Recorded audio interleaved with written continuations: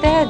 Kasi your jams always turn out too soft. Worried ba kayo that your fruits keep floating to the top? Or maybe you're just tired of ending up with burnt tasting preserves. I've been there and I know exactly how you feel. You see, making fruit spreads isn't just about mixing fruits and sugar together. There's actually a science behind creating that perfect consistency. And believe me, once you understand these secrets, you will never look at jam making the same way again.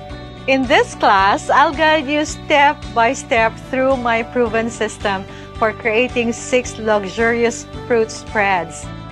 Imagine serving your family a breakfast spread that looks and tastes like it came from a 5-star hotel.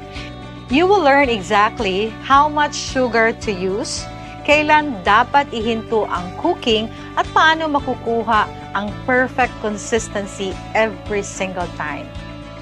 But this isn't just about making beautiful preserves.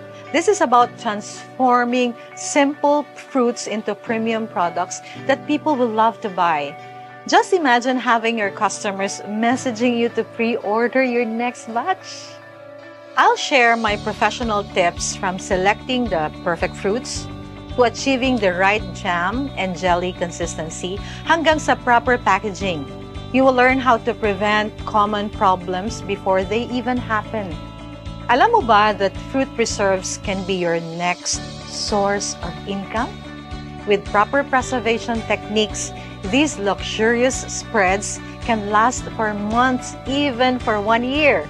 Perfect for the holiday season, special occasions, or even corporate gifts. Imagine creating these beautiful bottles in advance, storing them safely, and having them ready whenever orders come in. You can even customize the packaging for weddings, birthdays, or corporate events. Plus, you're not just selling jams, you're offering a taste of luxury that can transform simple breakfast moments into something really special. So ready na ba kayo? Join me and let's create something extraordinary together. Enroll now in our luxurious fruit spreads class only here at the Bailiwick Academy.